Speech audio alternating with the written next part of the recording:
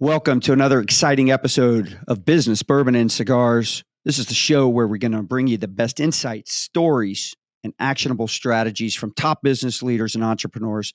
I'm your host, Scott Joseph, and today's episode is one you're not going to want to miss, especially if you're a parent, a teacher, or maybe you're just someone who's passionate about shaping the future of our youth.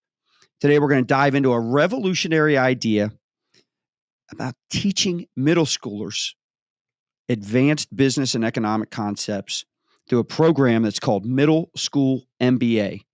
My guest, John Foster, he's the mastermind behind all of this. So, very innovative idea. He's got decades of experience in corporate strategy, entrepreneurship, and now he's transforming the way kids learn about business, preparing them for real world challenges in a way that's fun, engaging, and impactful. So we're going to explore why teaching economics to young children is so crucial, how Middle School MBA works, and why John believes an 11 or 12-year-old can grasp MBA level concepts. Now, before we jump in, I want to remind you, if you haven't already done so, subscribe to the Me Plus Ultra network on our YouTube channel. Also subscribe to Me Plus Ultra at meplusultra.com. And that way you can catch up on all past episodes. But also make sure that you get and you don't miss any insightful interviews, just like the one we're about to have. So let's jump right in. John, welcome to Business, Bourbon, and Cigars. Thank you, Scott. I'm so excited to be here. Man, I wish we were talking earlier. I wish I was out where you were, Colorado. I'm envious of your view right now. I said a lot of people can't see it on this screen, right? You've got the mountains in the background. You're out in Colorado and enjoying those beautiful views. Anytime I'm near the ocean or the mountains, it just brings tremendous energy. There we go. There we go. Everyone should work. Everyone should have that type of view when they're working. It's so true. It's so true. All right, so let's jump right in. Let's get into the start or the beginning of your journey. You have a background in engineering, corporate strategy. How'd you end up creating an education business for middle schoolers? Well, so what happened was I left school with an engineering degree and an MBA, and I went to work in the corporate world and did a 33-year career there. And along the way, I volunteered with Junior Achievement. Junior Achievement, is a program that teaches business to kids. And it just, I found that I kept adding and tweaking and playing with it until I had my own curriculum. And I was teaching that in schools and everybody loved it. And then one day I was walking to class and I said to myself, why am I teaching 14 kids? I should be teaching 14,000. And that's when Middle School MBA was born. From there, we've just slowly been growing and improving the curriculum and the delivery of it. And it's been really cool. It's really the most fulfilling thing I've ever done. Oh, I can imagine. I'm curious whether you're talking to parents, or maybe you've even had some discussions with the middle schoolers, or you just see it in their eyes. Like, do you know what the driving force is for these middle schoolers to be like, yeah, I want to learn that? Like, how does that, like, what's been your experience with that? Yeah. So when you're a kid in middle school, your job, whether you know it or not, whether you're conscious of it or not, is to grow up and become an adult and take a place in the world. That's your program. That's in your DNA to do that. And so that's what these kids are doing. And when they see something like this, which they immediately recognize as relevant to their life and critical for their future, they're just on it like a duck on a June bug. They love the authenticity. So much of school is very artificial and it doesn't look like, what am I going to do with this? But they recognize the authenticity in Middle School MBA. And it doesn't matter who, boys, girls, the fanciest schools in the world, or the shabbiest. It doesn't matter. They all have this drive. And when the world around us, we live in a commercial world, and there are transactions going on constantly. People buying this and online to do that, blah blah blah.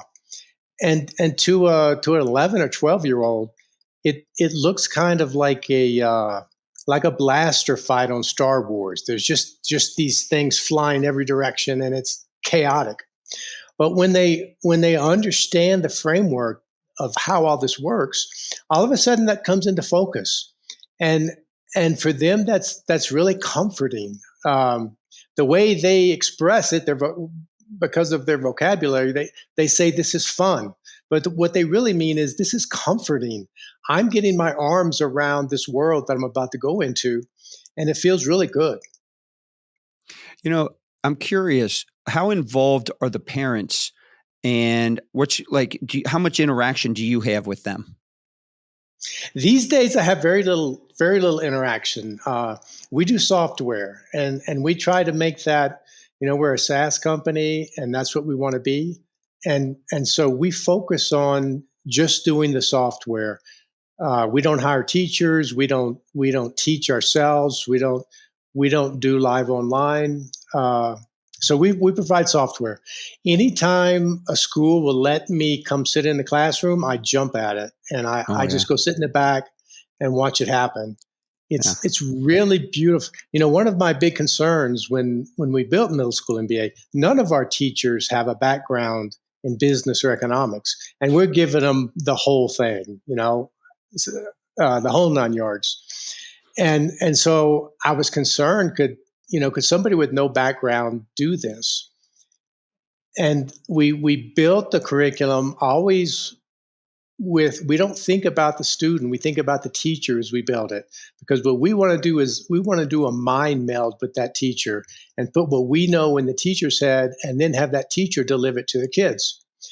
And so I was always worried, is that going to work? And it turns out they're a lot better than I am, because they're actual teachers, and they know every child. They know how fast that kid can go. They know they know the kid's background, and what the background understanding is.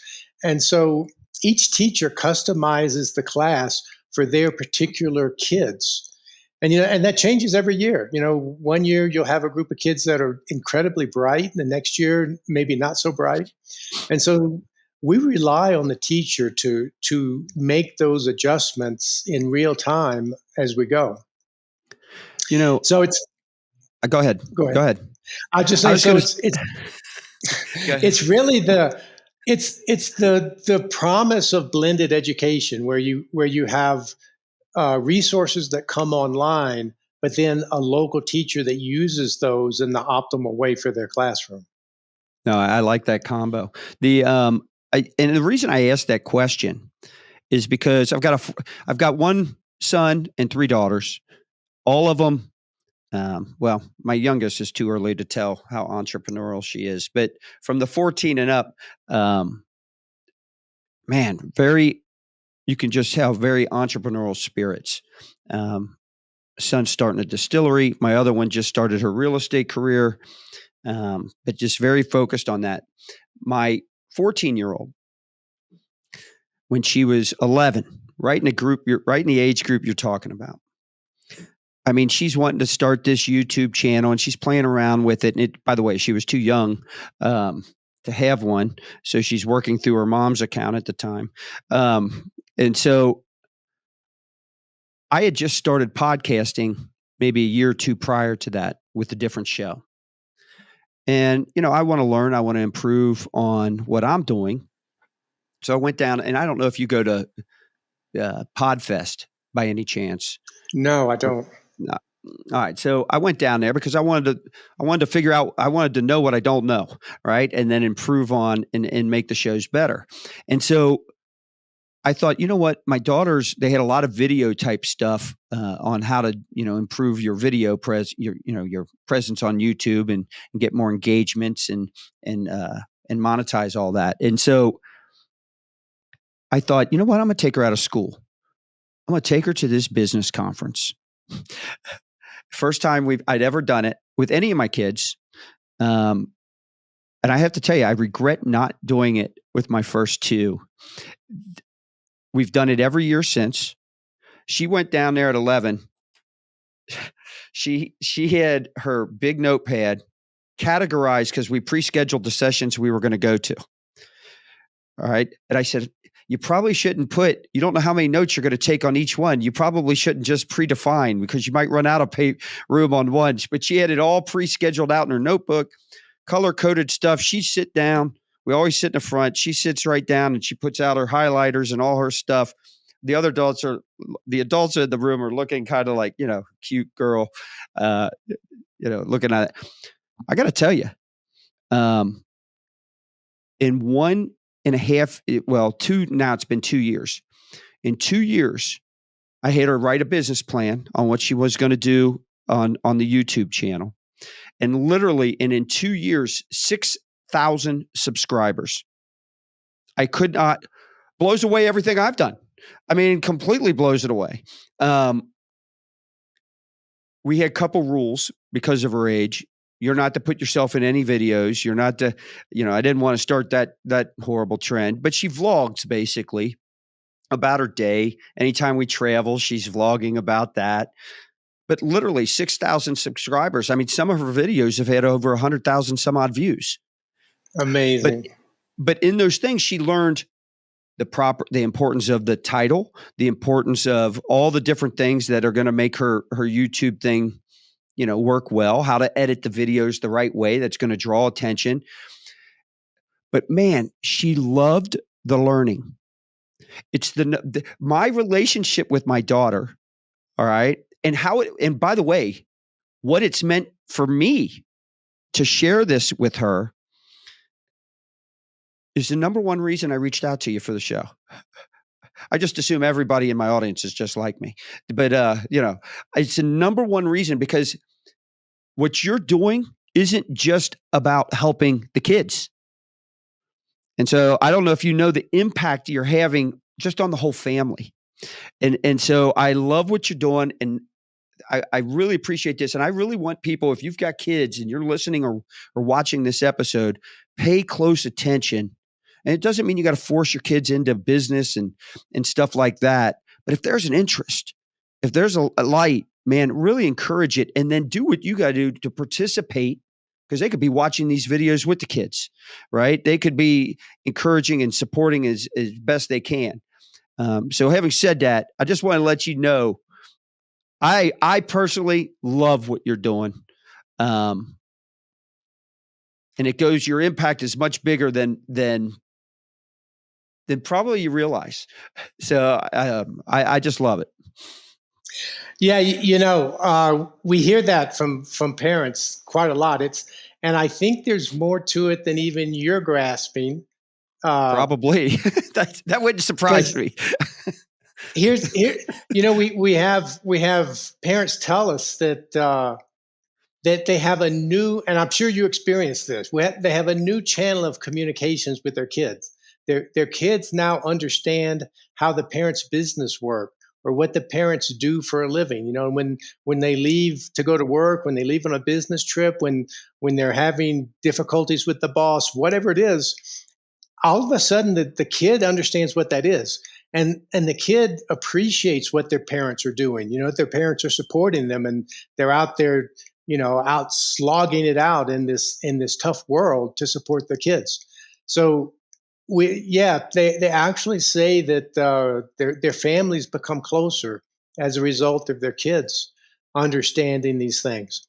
And then on top of that, your kid doesn't need to want to go into business in order to need these life skills that business provides,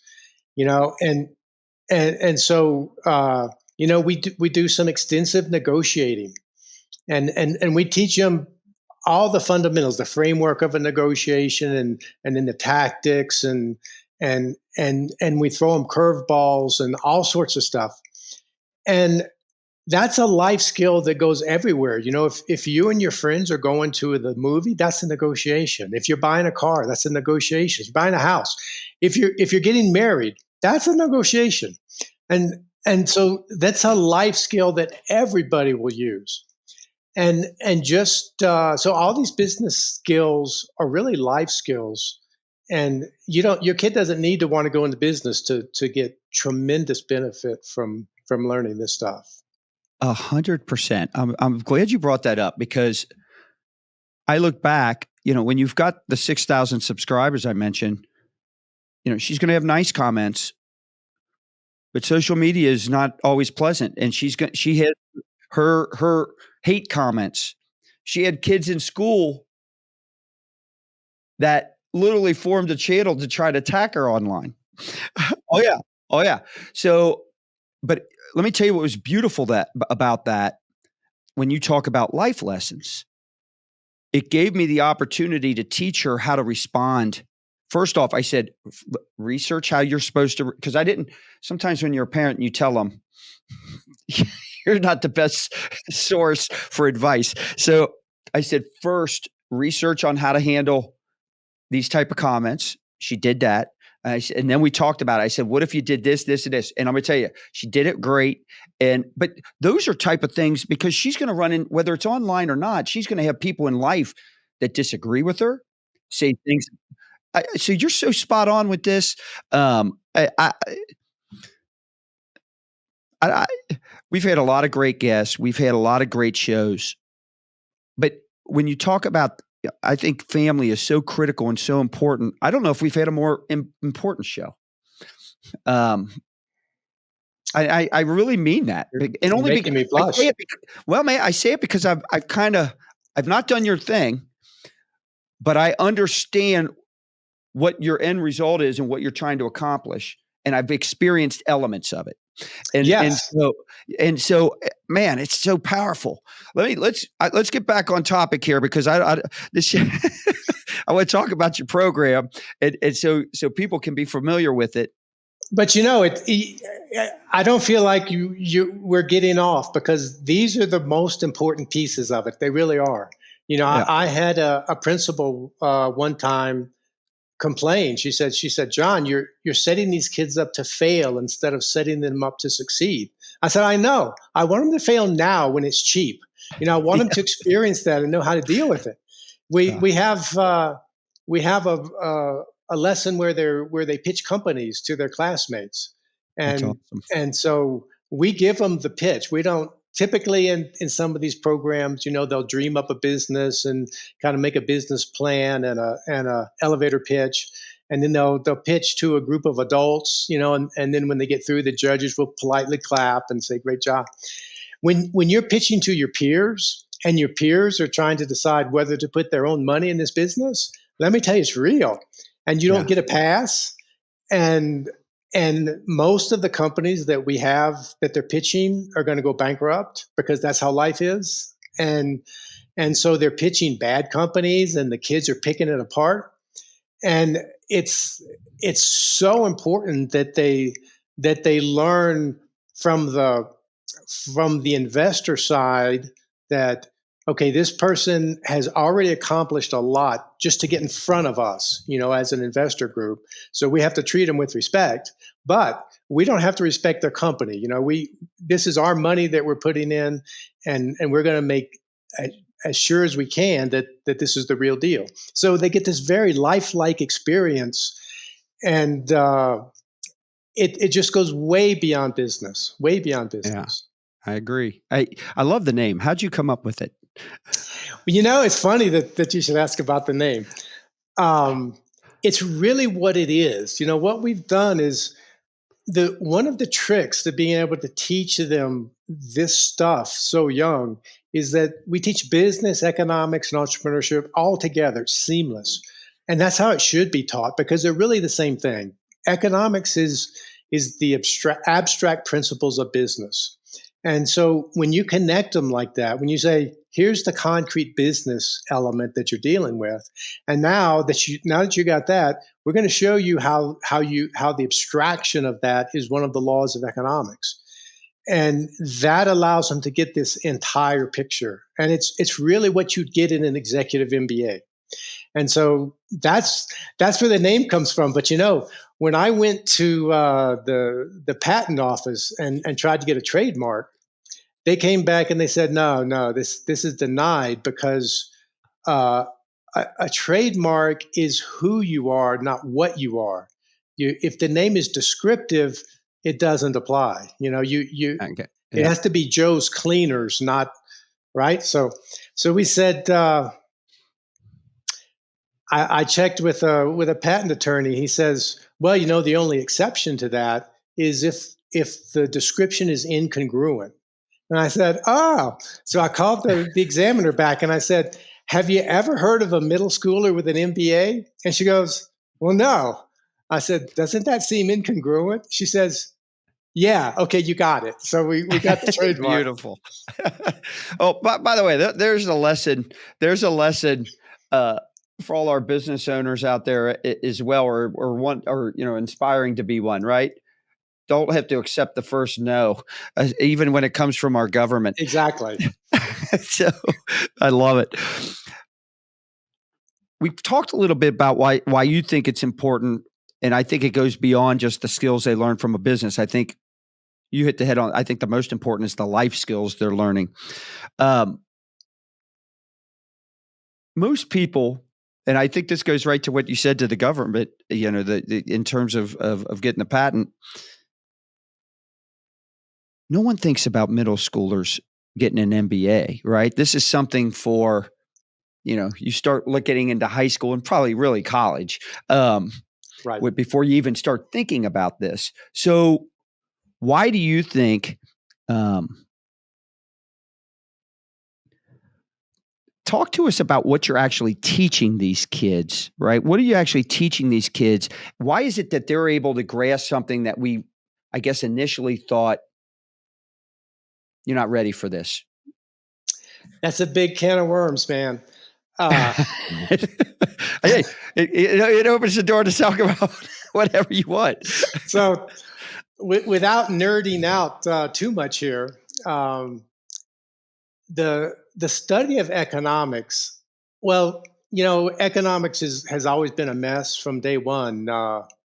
It's so hard to get your head around with to begin with, and a lot of people, Aristotle was the first economist, and he recognized a lot of things about commerce, and he made he characterized how it behaved. But one really big mistake he made was that he thought that the value of a given thing comes from its inputs. How much work did you have to do?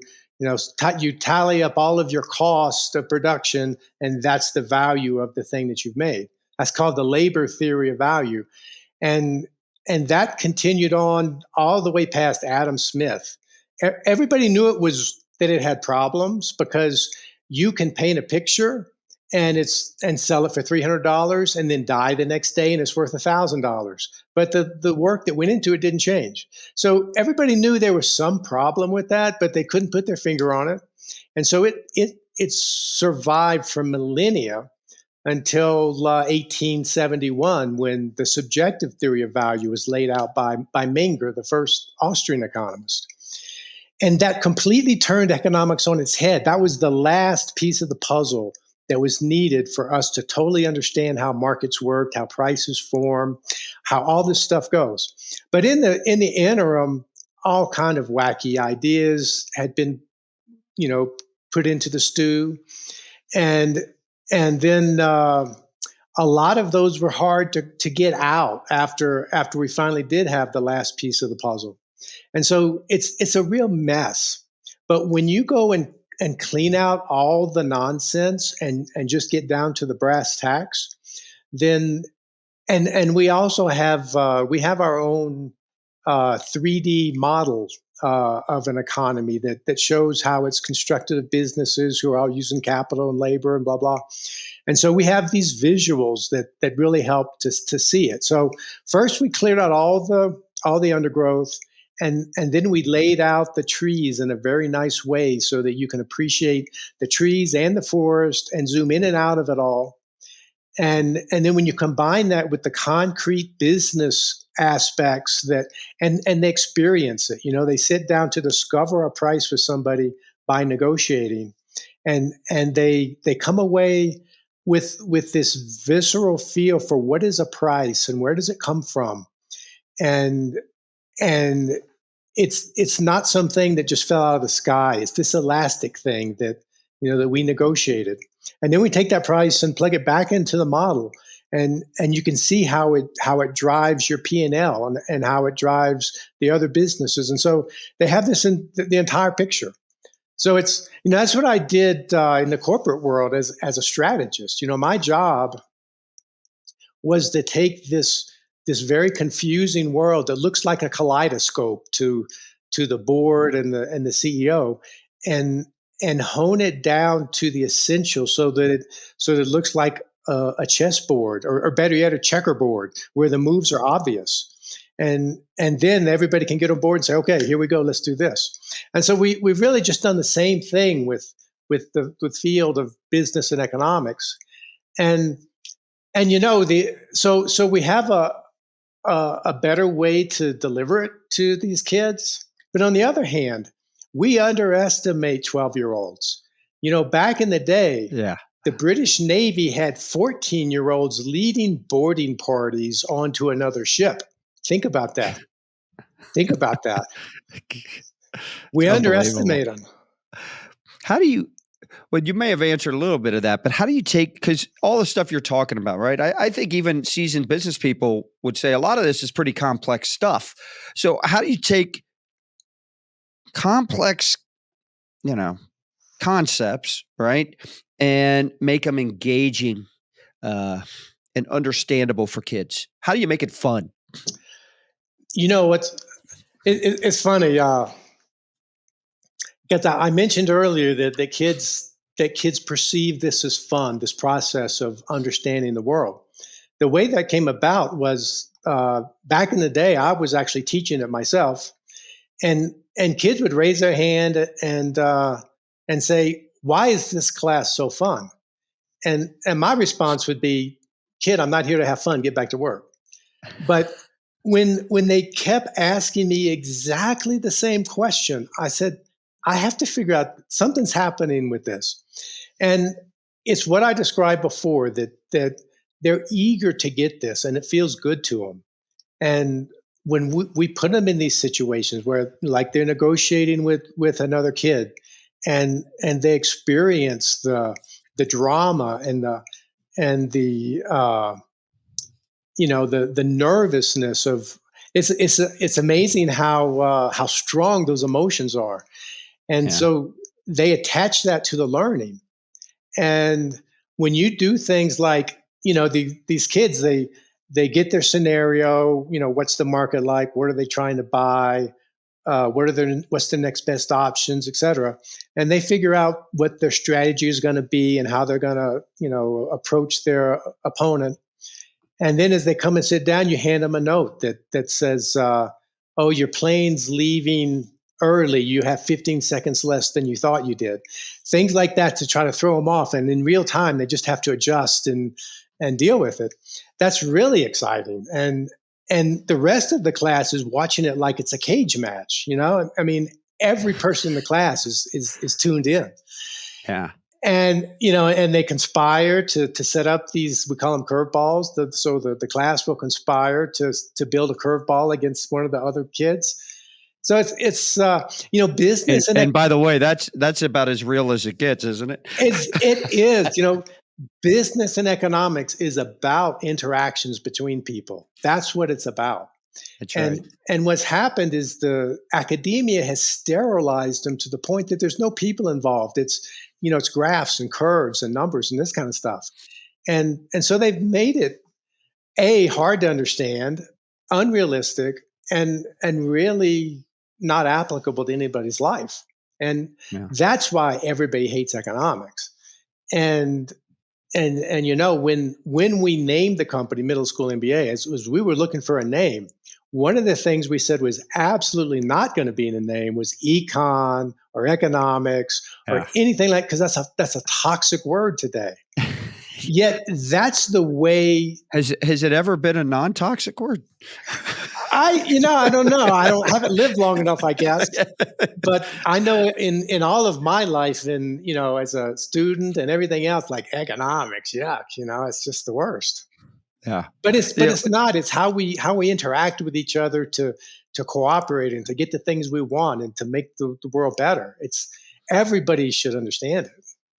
So if somebody's watching us on YouTube or on meplusultra.com, or maybe they're listening on their favorite podcast channel, and they're loving it, but their kids are a little older, they're in high school. Is there a high school version? Yeah. Or well, here's how that works. We have a high school portal, high school MBA. But it's the same thing. We did that because we had a high school who said, I don't want to insult my high schoolers with middle school stuff. right. But the trick is, if you're an adult, we'll give you this exactly the same way. This is not kiddified at all. We speak to everybody like they're an adult. And if you have a fourth grader and you'd like to do it, well, then it's on you to adjust the pace and explain whatever vocabulary your fourth grader doesn't know. But we have had fourth graders take the course. And similarly with high school kids, you just go a little faster, but it's exactly the same curriculum. So, I have no data in front of me, but just in talking to people, it seems like especially since COVID, homeschooling is, I don't want to say it's become it's definitely not the majority or anything like that, but it just seems like it's something that's happening more often than it used to, right? Can this be done? How does that integrate with that? Yeah, no, it's great for homeschools. The difference is, we have a lot of activities where kids are doing things with each other. So if you have several kids, that's great. If you can invite neighbor kids, that's great. Yeah. Or if it's not self-taught. It's not park the kid in front of this laptop and have them do it, right? None of the kids need a device. There's one device that streams in the curriculum and projects it on the wall, and that's it. Okay. We're not giving them more screen time. But homeschoolers use it very successfully. What it means is that if you only have one kid, and then the teacher, the parent, has to take on roles in these various activities. But that's all sure. Homeschoolers do great with it. There's also this space is unbelievably dynamic. You have micro schools of every description that are cropping up. Some parent says, I'm going to do a school, and they get 6 kids of different ages, and they come to their school. And now that Ed Choice is sweeping the nation, there are, I don't know, 23 states or something where every kid can bring something like $7,000 with them to whatever school they want to go to. So the charter schools, the micro schools, the homeschool groups, the homeschool co-ops, it's unbelievable what's happening out there. And we're good for all of them because we count on the teacher. So we give the teacher what they need, and whoever that teacher is, they can bring it to their kids. Beautiful. So I know you're an angel investor and you mentor, obviously, different entrepreneurs. I would imagine that experience probably helps you as much as anything when it comes to, what you put into this program and what you're teaching these kids. Can you give us some examples of that? Yeah, some of it comes straight out of that. When one of the companies that they pitch is a company that makes hair straightener, a shampoo that straightens women's hair, and that's a guy I met at a conference who his daughter had really frizzy hair, and this guy was a chemist, and he did a lot of expat work. So one day when he was going on a trip to Saudi or someplace, he picked up like 6 books on the chemistry of hair and studied them while he was gone. And then when he came home, he started making stuff in 5-gallon buckets from Home Depot and trying it out on his daughter. And he found this stuff that worked and fixed her hair problem. And next thing you know, he's out at this conference raising him, $5 million to expand his business. So that company is there in the. It's one of the companies that the kids pitch. So, and many of these things come straight from things that I've done, and I think that's part of the authenticity that kids recognize and glom onto in this course. All right. So, what's your most memorable or I guess rewarding experience um, that you've had working with the kids through this program?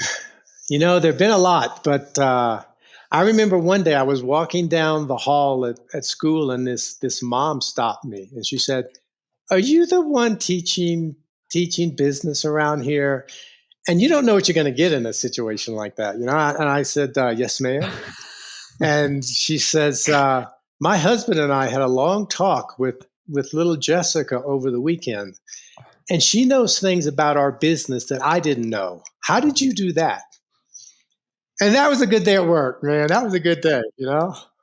I just I can't imagine being you and not at the end of every day just feeling really good. Like I mean, just from knowing what you're doing, I just think the impact is. I wish there was more. I'm not gonna say more competition for you, but I wish there was more things like this, whether it's business or other things that I don't know if we teach kids enough life skills. We're No, so formal. Yeah, I yeah, know. And right? particularly today, even just looking at somebody and shaking hands with them is a skill that kids have lost. And we Well, have because a they're texting, they come. exactly. So they're it's as a business owner, and I guarantee you, any business owner or executive or anybody that's running a team that's either watching or listening is sitting there thinking, yeah, this younger generation, it's almost like they're afraid to pick up the phone. They're afraid, they don't like the, when I grew up, in-person presentation, because, well, for one, you had to because there wasn't the internet when I was growing up, right? Right, But right. but it's still the most effective way. If I can It get in is. front of someone, I mean, it is so much easier than all the other stuff. And I got to tell you, it's like some of these guys are just scared to death of it. And that is, so how would you approach, have you thought about creating a whole nother program? I, We have a lesson that touches on it. What we Beautiful. do is we have them think about what their future is going to be, what they'd like to Yeah, do, and make a business card. So they make some sort of business card, and then they introduce themselves to one another, exchange business cards, and create a CRM. So they understand love how. it. All right. So Love it. it's a Yes. business activity, but then along the way we're stressing, how do you meet this other person? How do you shake hands? How do you, and we do a lot of these interactions. So you'll have like two lines of kids and they just start meeting each other like a speed dating or something. And it's a new skill for so many of them. It's new. The teachers really enjoy teaching this because Well, yeah, you know because it's real. it's real. And Okay. for the kids, this is a new skill and a new way to interact with another human being that they haven't done, and they love it. They're like, they recognize the power of it because you feel it too, right? The other person is coming to you and saying hello, Yeah. and so everybody feels that, oh, this is some kind of interpersonal interaction. Wow. And Yeah. it doesn't take a lot to be fairly good at that. If you have zero, then you can't approach this other person. You're just, it's like there's a wall between you. But if you just have a little bit of, hi, how you doing? I'm John. All of a sudden it opens up these bigger worlds. And so they love it. They love doing that, and teachers love teaching it. It's so yeah, we're doing that. We have one teacher that spends a lot of time just on how to shake hands, and she's going around the room and shaking hands, and she'll be like, "That's all you got? That's all you got? Give me a handshake." So Let, it's let, let me tell you something. You touched on something that reminded me something that I ran into about 15, 20 years ago. I was going up to a college. By the way, if I was going, I'll finish this story in a second. I'm going to go to another one. I bounce all over the place. Um, I if I could go back in time, because I hated school. Yeah, I me did too. not finish. I did not finish college because your first 2 years of college, I'm like taking the same shit that I took in high school. I felt like, and Yeah, it's like this is all stuff I hate. I just want to go at what I want to do, um, and so. But I got to tell you, if I was in middle school or high school, I'd be all over something like this because I would also look at it kind of competitively. for sure. So, it would, to me, this would be interesting and fun. But going to what I was going to initially say about these life lessons, I went up to speak at it was an inner city college. And I got to tell you, it was up in New Jersey. I can't remember the name of the city, but I remember driving through it and thinking, boy, this is rough. Um, and the college was a great thing, and we were taking some of the kids in similar to an intern type ship program because we were nationwide with our agency, Hmm. and they were talking to me about what they teach, and they said a lot of times we have to teach very basic things Yeah. because the environment that some of these kids were brought up in, they don't know these things. So, like when you're at a business dinner and you're with clients or peers or whatever, they said we use word associations so they understand. And when they told me this, I thought to myself, well, good. I've used it literally not Wow. every dinner time, but anytime I sit with a group and you're like, which bread plate's mine? Which water glass is mine? I said, I tell the same story. I said, BMW. They said all these kids want a BMW or they can remember that. Bread, meal, water. So just for everybody listening, your bread plate is always on your left. Obviously, your meal plate is front and center, and W, your water glass is always on your right. So, so quit reaching left for your water. Yeah. It's on the right. Perfect. But it Perfect. aligns with what you're saying. And these are college kids Yeah. that they're teaching, so we underestimate the importance of these things. No, you're right. You're right. We do. And that only seems to be getting worse with the Oh, yeah. online world. You know, Yeah. but taking somebody's hand and looking at them and telling them who you are is still more powerful than anything. Now, I will say because, uh, I've remarried, and in between the two, texting started coming on.